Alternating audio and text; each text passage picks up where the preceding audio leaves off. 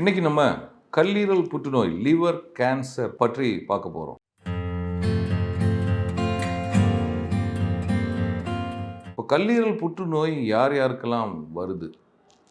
பொதுவாக பார்த்தீங்கன்னா இந்த லிவர் கேன்சர் சிராட்டிக் பேக்ரவுண்ட் என்று சொல்லுவோம். அதாவது கல்லீரல் சுருங்கி சிரோசிஸ் என்று ஆகிற அந்த நிலைப்பாட்டில் தான் புற்றுநோய் உருவாகிறது. Cirrhosis is a base for cancer formation. So cirrhosis பொதுவாக யார் யாருக்கெல்லாம் வருது? அதிகமாக பார்த்தீங்கன்னா மது பிரியர்கள், ஆல்கஹாலிக் சிரோசிஸ் என்று சொல்லுவோம். இது தவிர சில கல்லீரலை தாக்கக்கூடிய வைரஸ் கிருமிகள் இருக்கின்றன. Hepatitis B virus, C virus போன்ற வைரஸ் கிருமிகள் நாள்பட பாதிப்பு ஏற்படுத்தி அதுலேயும் சிரோசிஸ் கட்டிகள் வரலாம். சிலருக்கு சிரோசிஸ் வராமலும் கட்டிகள் வரலாம். இது தவிர இன்றைக்கு ஒரு பெரிய நோயாக உருவெடுத்து வருகிறது பார்த்தீங்கன்னா ஃபேட்டி லிவர் டிசீஸ். அதாவது இந்த மது பழக்கமும் குடிப்பழக்கமும் இல்லாதவங்களுக்கே கல்லீரல் கொழுப்பு அதிகமாக ஏற்பட்டு நாள்பட அது கல்லீரல்லாம் புண்ணாகி அது தழும்பு புண்ணாகி திருப்பி மீண்டும் தழும்பாகி அதுவே சிரோசிஸ் போன்ற நிலையில் மாறுபடுகிறது. ஸோ நாள்பட போகும்போது கல்லீரல் கொழுப்பு உள்ளவர்கள் அதற்கான பரிசோதனைகளை செய்து அதை சரி செய்து கொள்ள வேண்டும். இல்லை என்றால் அவர்களுக்கும் நாள்பட போகும்போது சிரோசிஸ் ஏற்பட்டு அதிலும் கட்டிகள் போன்றவைகள் வளர்வதற்கான வாய்ப்புகள் உள்ளன. சில கெமிக்கல் இண்டஸ்ட்ரீஸில் ஒர்க் பண்ணுறாங்க.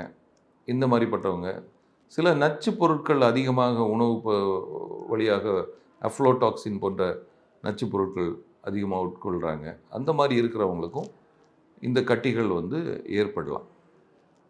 சரி, கல்லீரல் கேன்சருடைய அறிகுறிகள் சிம்டம்ஸ் என்னென்ன இருக்கும்?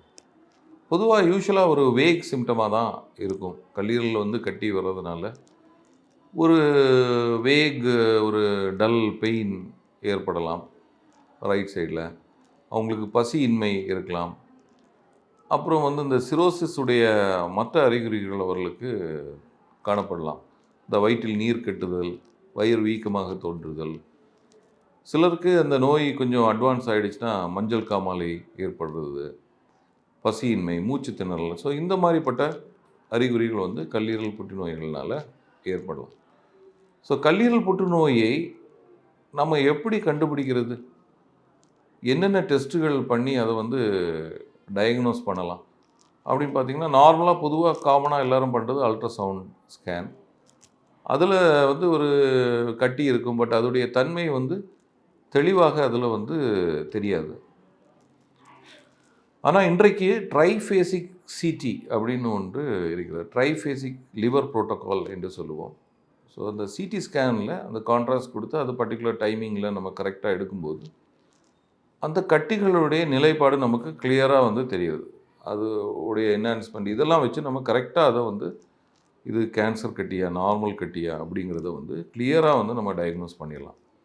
இது தவிர பெட் சிடி ஸ்கேன், அப்புறம் எம்ஆர்ஐ ஸ்கேன் கூட டயக்னோசிஸில் நமக்கு உறுதுணையாக இருக்குது. அப்புறம் சில பிளட் மார்க்கர்ஸ் இருக்குது.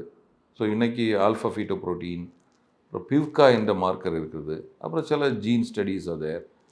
இந்த மாதிரி நிறைய டெஸ்ட்டுகள் இன்றைக்கி அவைலபிளாக இருக்குது. சந்தேகமாக இருக்குது. ஆனால் நம்ம இந்த டெஸ்ட்டுகள் பிளட் டெஸ்ட்டில் எல்லாம் கன்க்ளூஷன் இல்லை அப்படின்னா நம்ம ஒரு பயாப்சி பண்ணி கூட அதை கன்ஃபார்ம் பண்ணிக்கலாம். அது அல்ட்ராசவுண்ட் பண்ணி இமேஜ் கைடட் பயாப்சிஸ் பண்ணி கூட நம்ம அதை கன்ஃபார்ம் பண்ணிக்கலாம். இதுக்கு என்னென்ன ட்ரீட்மெண்ட் ஆப்ஷன்ஸ் இருக்குது? ஸோ லிவர் கேன்சர் நீங்கள் பார்த்தீங்கன்னா அந்த லிவரோட பேக்ரவுண்ட் எப்படி இருக்குது, அதோட ஃபங்க்ஷன் எப்படி இருக்குது, அதை பொறுத்து தான் அந்த ட்ரீட்மெண்ட்டை டிட்டர்மின் பண்ண முடியும்.